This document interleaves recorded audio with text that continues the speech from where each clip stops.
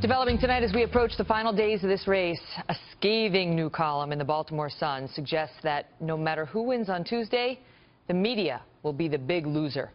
Critic David Zurowick writing, quote, "It's a deadly combination that has dark consequences for democracy as the press fails in its primary job of giving citizens accurate, trustworthy information they can use in choosing who they want to lead the nation." Joining me now, Media Buzz host Howie Kurtz and Noah Rothman, assistant online editor of Commentary Magazine. Great to see you both.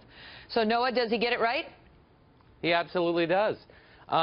If you go back to prior to Donald Trump winning the nomination, even before any of the primary votes were cast, you had the press out there very much injecting a narrative into the ether. The Associated Press talking about how Hillary Clinton was preaching love and kindness when Donald Trump was talking about hate, and how the Republican field was, quote, stammering, according to the Washington Post, after the attack in Charleston, whereas Hillary Clinton was talking squarely to the American people about race. They were very much interested in propping up Hillary Clinton well before Donald Trump became something of a phenomenon, and induced the press to say, look, we have to put objectivity aside because this is a very real threat to the American Democratic Republic. And you say that as somebody who's been very critical of Trump. You're a never-Trumper, right? Well, I'm certainly not voting for a Democrat this cycle, and there are 2 Democrats on the ballot, as far as I'm concerned. So my point is he's not a fan, but still sees the media bias that, you know, Trump has had to deal with at some turns. But, of course, in the primary season, he also benefited from media bias in a way, Howie, the bias for ratings. And we saw that in many instances. I mean, the number of times some of our competitors took Donald Trump campaign events and put them on TV start to finish, when we would never have done that for any. I mean, Scott Walker did not get that treatment. Hillary Clinton certainly didn't get that treatment. And only for Trump. It's a mixed bag, but the problems go so much deeper. And by the way, it's not all journalists, but it is many, many people in this business inflicted far more scrutiny and far more negative coverage on Donald Trump than Hillary Clinton. And what the worst part is that some journalists and media critics justify this by saying, well, he's such a dangerous character, such a repulsive character, that we have to apply different standards.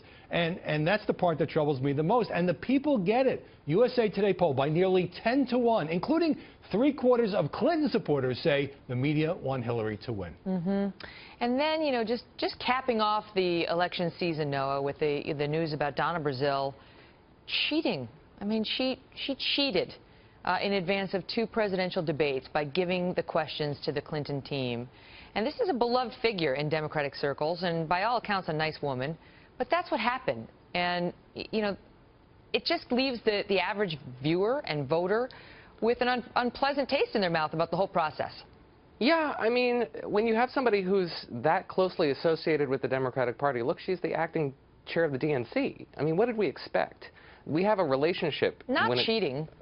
Well, I suppose it's certainly unethical. But we also had over at CNN Corey Lewandowski, who was on the payroll over at the Trump campaign, essentially. He's getting remittances.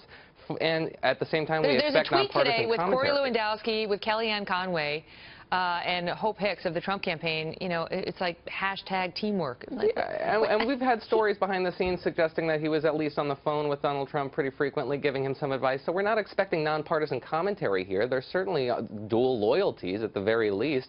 I think networks need to really reconsider their relationship with partisan commentary. Howie, what does this mean for the future?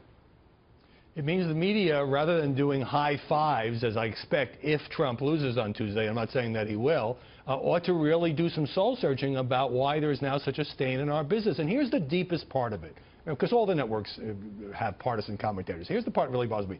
The degree to which most of the mainstream media miss the anger and the frustration of the millions of people who support Donald Trump, who are drawn to Donald Trump. They've been arrogant toward them. They've been condescending toward them. And that is not going to go away after Election Day. You're absolutely right. Great to see you both. Thanks, guys.